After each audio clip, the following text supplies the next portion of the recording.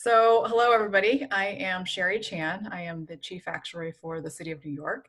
I do have my own agency that provides the actuarial services for the 5 retirement systems and pension funds in New York. One of them being the New York City Employees Retirement System, which is NYCERS. This is our first Zoom interview, and with us we have Elise Sisolak. Elise is the general counsel at NYCERS, and before she was a general counsel, she was at the law department in New York City, working on the pensions team. So she has a wealth of experience with us. And that's great because today's topic is going to be about the COVID accidental death benefit that just passed in the state legislature not too long ago. And this has been a pandemic, and New York City obviously was the first epicenter. And so we do have some public employees that have passed away from it. The current count is about 218. Some of them still need to be verified, but that is a pretty significant portion of the NYCERS population, the members population, to succumb to just one disease. So welcome, Elise, and Thank you. very happy to have you here. Happy to be here. I know that we were sitting in a recent NYCERS board meeting, and you did a wonderful presentation. And for those who might be watching right now and who wasn't part of that presentation, perhaps we could fill in a little bit do some highlights about that presentation that you had Sure. about the accidental death benefit. So I guess my first question is, who are the folks that would be entitled to this benefit, generally speaking, and what is the benefit that they'll be entitled to? Generally speaking, there are 2 groups that are entitled. There are both retirees and members who pass away from COVID. The eligible beneficiaries of those members and pensioners can file for this benefit, and if they submit the proper information, they will be granted this benefit. Eligible beneficiaries is a very specific term. It's defined in the law, and it is first the surviving spouse. If there's no surviving spouse, the surviving spouse's kids under 25, the surviving kids, dependent parents as defined by tax returns.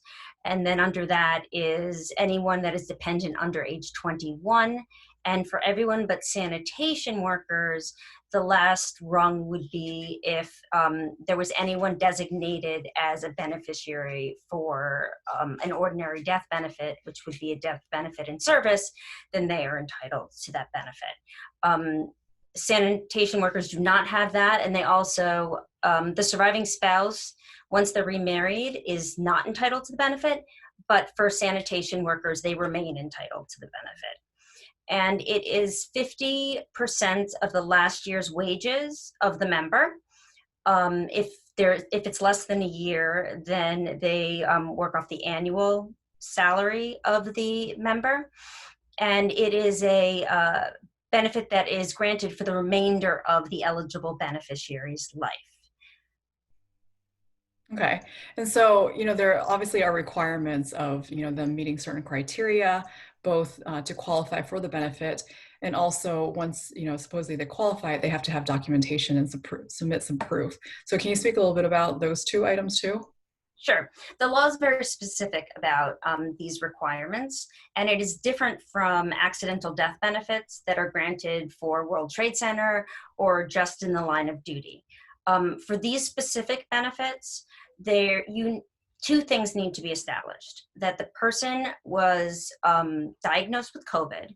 That diagnosis must be within 45 days of the last day worked, as long as making sure that it's not at the residence of the person or at home. It has to be what I like to call in the field. Mm-hmm. So working at the office, working as an EMT and on the roads, etc. Mm-hmm. And they need to have COVID have caused their death, or to be a substantial factor in the cause of their death. So in order to establish these rungs, the best is to have a death certificate that states that COVID was the reason for the person's death. If that is available, that is the only document that is needed as long as the date of death is within 45 days of the last day that the decedent worked. Okay. And if you have a long form of the death certificate, there are two forms. There's a short form and a long form. And if the long form states COVID, but the short form does not, submitting the long form would be the same equivalent and would be beneficial, because then no other documentation is needed as long as we have that 45-day window. If, in order to verify that 45-day window, NYCERS sends out a verification to the agency in which the decedent worked, asking them what was the last day that they worked outside of their home or residence, and then they send it back. And so that is the date we work off of in determining those 45 days. And that's something that the eligible beneficiary does not have to handle at all. We handle it internally, but it is required and it is looked at. And then if for some reason the death certificate is outside of the 45 days, then we have a few different scenarios, and based on the scenario, it depends on what you need. So if it says that COVID is the cause of death, but it is outside of the 45-day window, then the eligible beneficiary also needs to provide a test report stating that they were diagnosed with COVID within the 45-day window. If they can't get that test report, it's too difficult, they can also get a certification from a doctor, and we have a form, it's form 373, that can be filled out and will be provided to the member when they receive the notification of what is needed. And that form can be certified either by a doctor who has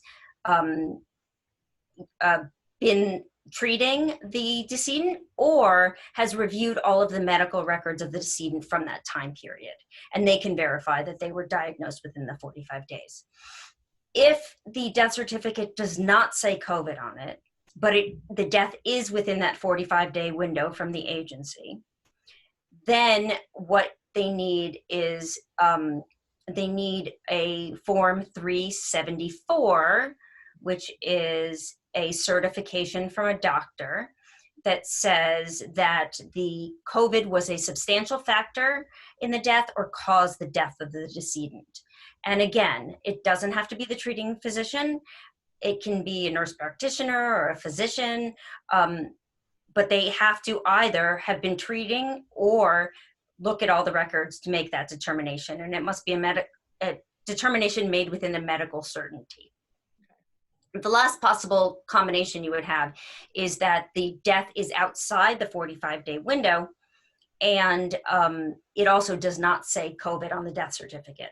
And in those cases, you need either a positive test results report within the 45 days or our form 373, and you need a form 374 as well. Okay. So all of these forms are provided in the letter as well as a fact sheet that the eligible beneficiary receives upon notification that this member has passed from COVID, or it's possible that this member has passed from COVID. And that can be obtained through the agency. The agency might call and inform us. The eligible beneficiary may call and inform us, or some other relative or friend may inform us. And based on that, we then start providing the documentation that's needed for these benefits. Okay. You know, and as of the time of this recording, obviously New York City just had their first day since the pandemic started of 0 deaths in the city. But in the rest of the country, obviously this is still, becoming a very big issue, either again or for the first time, just because of the resurgence in the COVID cases. So obviously this is, the COVID virus is not behind us quite yet, and there might be a second wave and all that. So the eligibility we're talking about is not just, for those that might have already passed as of now, but there is, the death is anywhere until the end of this calendar year, correct? That is correct, except for retirees. The retirees, there's a very limited window. So the person needs to be retired between March 1st of this year to June 30th of this year. So they must have worked prior to their retirement in the field. Mhm. And then they have to die before September 29th. So as long as those two qualifications are met, the eligible beneficiary then has a timing issue with filing the documents, which is they either have to file it within 90 days of the death of the decedent, the retiree, or by September 1st, 2020, whichever is later. Mhm. So there are more limited requirements for retirees, but for members, they can pass anywhere between March 1st and December 31st of this year. And who knows, if God forbid keeps going, it may be extended. And hopefully there's no COVID 2020, right? Really hope there's no 2021.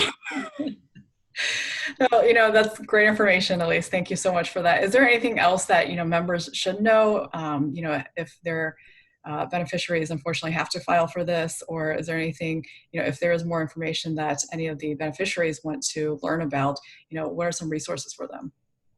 Sure. We have a lot of different ways of communicating with our members.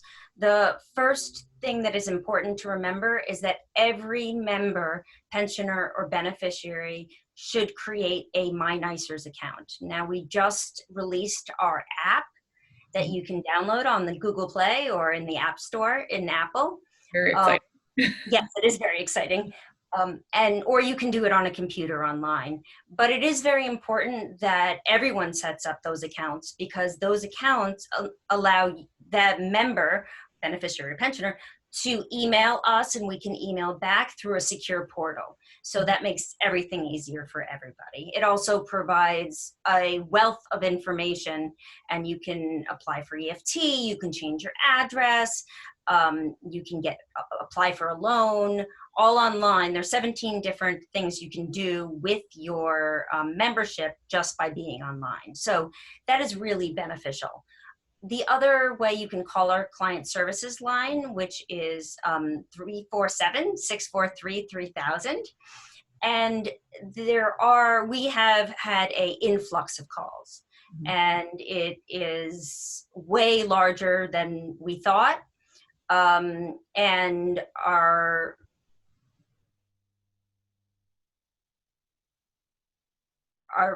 as possible. But as you can imagine, we only have so many client service reps, and the phone can only ring so many times. So right now we're talking to about 1,300 members a day, but unfortunately that isn't enough. So if for some reason that there's a problem and the person gets voicemail, then they can always email through the My NYCERS account. Or there's also, the legal department has set up an email that is legal questions, LEGAL questions, QUESTIONS, at NYCERS.org, that they can email. Or if they're submitting documentation, they can always email it to legal docs, LEGALDOCS, at NYCERS.org, and we will immediately work on whatever we receive. We man that email address, the legal questions email address, from 9 a.m. to 9 p.m. on weekdays, and 9 a.m. to 9 p.m. On weekends as well, 8 a.m. to 9 p.m. on weekdays, and 9 a.m. to 9 p.m. on weekends. So we're always watching it and helping. We've had horrific situations, unfortunately, with people being locked out of hospitals and not knowing how to file benefits, and we're there to help wherever we can. The last place to get information is just our website. www.nycers.org has a entire box. If you see, we have boxes on the front of our webpage that is dedicated to COVID. And if you click there, you can find information on the CARES Act, you can find information on this death benefit, or any other related issues that arise as of COVID-19. And as things change, we will keep adding more information. We're changing that information as soon as we know more information to provide. Okay. Well, thank you, Elise. You've been very knowledgeable, obviously, on the topic. And, unfortunately, the folks after you, the interviewees, will have big shoes to fill. So Thanks, thank Sarah. you for being our number one guest. I thank you. I appreciate that.